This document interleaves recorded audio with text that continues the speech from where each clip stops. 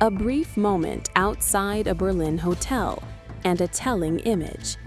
Finland's President Alexander Stubb was seen leaving his hotel just after 30 minutes of arriving, waving silently as reporters shouted questions about optimism and a possible breakthrough. He offered no answers, only a gesture, as Ukraine peace talks entered a decisive phase.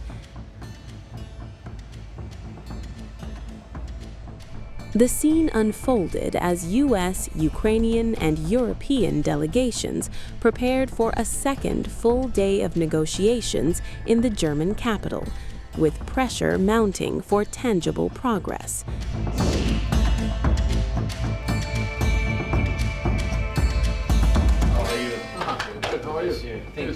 Behind the scenes, diplomatic activity has intensified.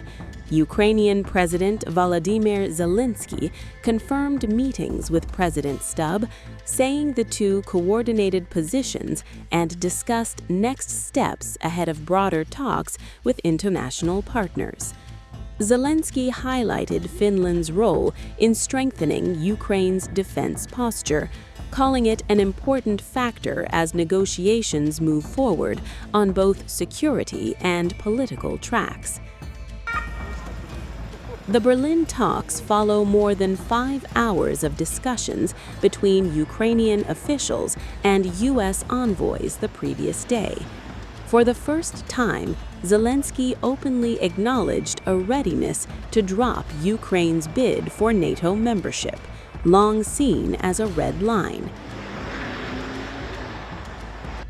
In its place, Kyiv is seeking firm security guarantees from the United States and Europe, a move framed as a compromise rather than a retreat. The negotiations come amid sustained pressure from U.S. President Donald Trump to reach a settlement. His envoys, including Steve Witkoff and Jared Kushner, are central to the Berlin talks, signaling Washington believes a window for progress may finally be opening. European leaders, meanwhile, are closely aligned in the process, with Germany hosting discussions aimed at stabilizing the continent's security landscape.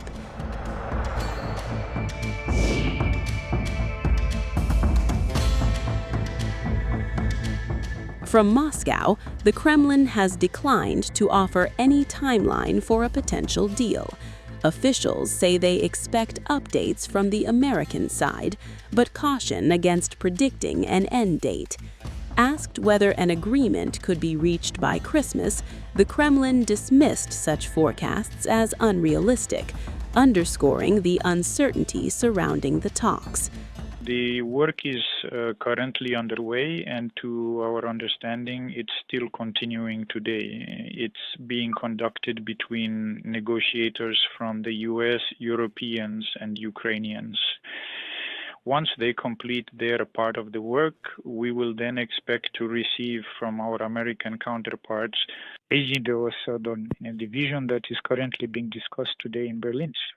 I wouldn't venture to discuss any specific timelines. I believe that would be the most unrewarding and thankless task at this very moment.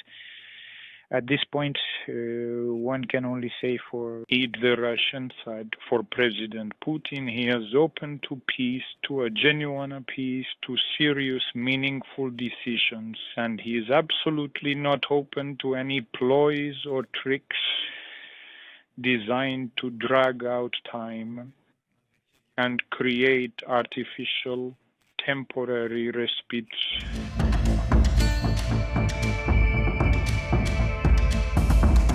Ukraine has indicated that a ceasefire along current front lines could be considered, but remains firm against any forced territorial withdrawals. As diplomats shuttle between rooms and capitals, Berlin has become the focal point of an effort that could reshape Europe's security order or expose how far apart the sides still remain.